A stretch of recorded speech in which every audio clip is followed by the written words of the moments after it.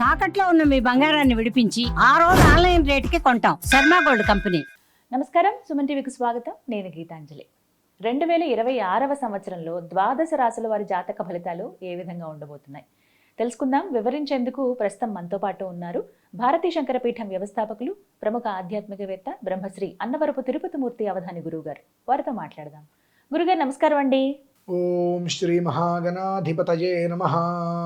గురుగారు, కన్యా రాశి వారి జాతక ఫలితాలు 2026వ సంవత్సరానికి గాను ఏ విధంగా ఉన్నాయంటారు? ఏ విధంగా ఉన్నాయి కన్యా రాశి వారిది అంటే, అవసరమైన సమయంలో వీళ్ళు మాట్లాడలేరు. అనవసరమైన విషయాల్లో ఇక్కడ మాట్లాడాల్సిన అవసరం లేదు అన్నప్పుడు వాళ్ళు అక్కడ నా గొప్పతనం చూడండి అని మాట్లాడి తనను తానే కించపరిచినటువంటి స్థితి. ఇది కన్యా రాశి వారికి జరుగుతున్న విధానం. ప్రతి దాంట్లో కూడా నేను ముందుంటా అంటూ ముందుకు వెళ్ళి కింద పడి పళ్ళు రాలగొట్టించుకునే పరిస్థితి వెళ్ళి ఇప్పటివరకు అలానే వచ్చారు. అందుకనే అన్నా, అంటే కన్యా అనగానే ఆడవాళ్ళు సిగ్గుపడుతుంటారు కదండి, అలా సిగ్గుపడవలసిన స్థితేనన్నా. ఎక్కడ ఏ విధానాన్ని అనుసరించి మనం ఉంటే మనకు ఎదుగుదల. ప్రభుత్వ సంస్థలో చాలా డిపార్ట్మెంటు, పోలీసు శాఖ అటువంటి దాంట్లో ఉన్నటువంటి కన్యారాశి వారు, అటువంటి దాంట్లో ఉన్న వారు మాత్రం ఆర్థికపరమైన ఇబ్బందులు ఎదుర్కొంటారు. అలాగే అపనిందలకి కూడా గురి కావాల్సి ఉంటుంది.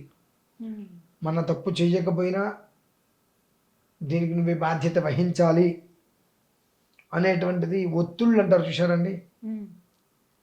మనకు తెలిసి ఒత్తిడి అని అంటే,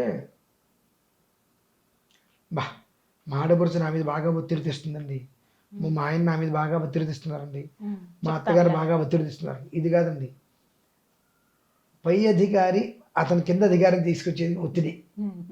కుటుంబంలో ఏముంది, చిన్న చిన్నవే, కానీ ఇక్కడ వీళ్ళు పడేటువంటిది చాలా జీవితానికి సంబంధించిన ఒత్తిడి. అంత అనుభవిస్తారు. ఎటు చూసినప్పటికీ కూడా మార్గాంతరాలు కనిపించే పరిస్థితి కాదు. ఎందువల్లనంటే, ఒకప్పుడు తెలంగాణ ఎదురది కదండి. ఒకప్పుడు మనం ఏది మాట్లాడాలో అది కాకుండా ఎక్కడ మాట్లాడాల్సిన అవసరం లేదు అక్కడ మాట్లాడుతూ రావటం వలన దాని యొక్క ప్రభావంచే ఉన్నత స్థితికి వెళ్ళవలసింది కూడా అక్కడే ఆగిపోతూ, ఆర్థిక పరంగా కూడా ఎదగలేకపోతూ, మన అనుకున్న చుట్టుపక్క వాళ్ళందరూ కూడా మనల్ని వదిలేసి దూరం వెళ్ళిపోవటం, కొంతమందిని మనం వదిలి దూరం రావడం, ఇటువంటివి జరగబోతున్నాయి.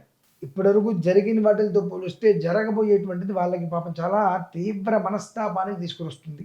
అందులోనూ సాఫ్ట్వేర్ రంగంలో ఉన్న వాళ్ళు చాలా జాగ్రత్త. నాన్న పిల్లలు, మీరందరూ కష్టమో నష్టమో ఉద్యోగం చేసుకుంటున్నారు. రాబోయే సమయం అనేటువంటిది కొంతమంది సాఫ్ట్వేర్ ఉద్యోగస్తులు రోడ్డు మీదకి వస్తారమ్మా. అంతేకాకుండా ఎన్నో చోట్ల ఉద్యోగాలు నిర్దాక్షిణ్యంగా బయటికి గెంటేస్తారు, ఉద్యోగాలు లేవు అని. కష్టపడి అప్పులు చేసి చదువుకుని ఏం చేయాలో అర్థం కాని పరిస్థితి. ఉద్యోగాలు ఉన్నాయి కదా అని అనుకుంటే వాటి నుంచి బయటపడాల్సిన పరిస్థితి. ఇవన్నీ కూడా కన్యా రాశికి సంబంధించిన వారిలో ఒక స్థాయిలో కొంతమందికి జరగబోయేవి. కనుక ప్రతి క్షణం మన పక్క వాళ్ళు ఏం చేస్తున్నారో గమనించండి. మన సీటు అంటే మనం కుర్చీలో కూర్చుంటాం, ఈ కుర్చీకున్న సీటు ఏదైతే ఉంటుందో దాని జాగ్రత్తగా పల్లెరకాయలు వేసి దాని మీద వస్త్రం వేస్తారు, కూర్చుని చేస్తాయి వీరికి. అట్లా మనిషిని మెంటల్గా, మానసికంగా ఒంటరి వారిని చేసి హింసించేటువంటి పరిస్థితులు ఉన్నాయి. కనుక ఎవరిని ఎంతవరకు నమ్మాలో అది గమనించుకుంటూ, ఎవరిని ఇంటి వరకు తేవాలో, ఎవరిని మధ్య వరకు తీసుకురావాలనేటువంటి విషయం అన్నీ తెలివితే అట్లా లేవు. కానీ ఒక్కసారి ఈ వీడియో విన్న తర్వాత అయినా కొంచెం వెనక ముందు ఆలోచించి నీ స్థానాన్ని నువ్వు పదులుపరుచుకోగలిగితే, అమ్మయ్య నాకు ఏ ఇబ్బంది లేదు, నాకు వచ్చినటువంటి సమస్యల నుంచి నేను అధిగమించి నిలబడగలిగాను అనేటువంటిది గుండె మీద చేసుకొని నవ్వుతూ గర్వంగా చెప్పుకోగలుగుతారు. అది చెప్పుకోవాలి అంటే శక్తి కూడగట్టుకోవాలి. ఎందువలనంటే ఒక చిల్లుల బకెట్ తీసుకొచ్చి దాని నిండా నీళ్ళు నింపండి, ఎప్పటికి నిండుతుంది? నిండదు. అలాగే మీ గురించి నిరంతరం అదో ఇదో ఇదో అదో అదో అదో ఏదో ఒకటి చెబుతూనే ఉంటారు. అంటే పళ్ళ మధ్యలో నాలిక ఏ రకంగా అయితే ఉంటుందో పళ్ళు ఎప్పుడు మాట్లాడుతూనే ఉంటాయి. అవునండి. నాలిక పళ్ళ మధ్యలో వెనక్కి ముందుకు తిరుగుతూ ఆ పళ్ళు మళ్ళీ దగ్గరకు వచ్చేటప్పుడు నాలిక తప్పించుకుంటారు, వాళ్ళు కొరికించుకోకుండా. ఆ నాలిక లటిక్కిని కొరికితే ఎంత బాధగా అయితే ఉంటుందో వర్ణనాతీతం. లటిక్కి నాలిక కొరుక్కుంటే 10 నిమిషాలు మాట్లాడలేం, నానా ఇబ్బంది వస్తుంటుంది. ఆ పళ్ళ మధ్యలో నాలిక ఏ రకంగా చాలా జాగ్రత్తగా మాట్లాడుతూ గమ్మత్తుగా పళ్ళ కింద పడకుండా తప్పించుకుంటూ వస్తూ పళ్ళ కింద పడవలసిన పరిస్థితుల్లో ఎంత పడాలి అంతే పడుతూ పూర్తిగా నొక్కించుకోకుండా జాగ్రత్తగా తప్పించుకుంటూ ఏ రకంగా అయితే ఉన్నదో ఆ రకంగా మీరు చాకచక్యంగా వ్యవహరించగలిగితే కన్యారాశి వారికి ఒక మోస్తరి పట్టినటువంటి పేడ వదిలి అదృష్టం పడుతుందమ్మా.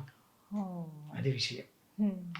కాకపోతే వీళ్ళు ఏంటంటే కాస్త సాధ్యమైనంత వరకు వీరికి హనుమాన్ చాలీసా, విష్ణు సహస్రనామం, ఈ రెండు వాళ్ళ ఉన్నతికి అభ్యున్నతికి వృద్ధి చూపిస్తుంది, ఆటంకాల నుంచి బయటికి తీసుకొచ్చి పడేస్తుంది. కన్యారాశి వారికి ముందు ధైర్యాన్ని ఇస్తుంది. వాళ్ళు ఏమనుకుంటారు నా గురించి, నేను చెప్తే ఏమనుకుంటారు అనేటువంటి దాంట్లో నుంచి పూర్తిగా బయట పెట్టి ఏం పర్లా అనేటువంటి స్థితికి తీసుకుని వచ్చి మిమ్మల్ని ధైర్యంగా నిలబడితే తర్వాత మీ పనులు మొత్తం మీరు చేసుకోగలరు. కాబట్టి ఆ ధైర్యం మీకు రావాలి అంటే సుందరకాండ లేదా సుందరకాండ కష్టం, హనుమాన్ చాలీసా, ఆ హనుమాన్ చాలీసాతో పాటు విష్ణు సహస్రనామ పారాయణ కనుక చేసుకుంటే మిమ్మల్ని మీరు నిలబెట్టుకోగలుగుతారు. అది మా విషయం. చక్కగా తెలియజేశారండి. ధన్యవాదాలు గురుగారు.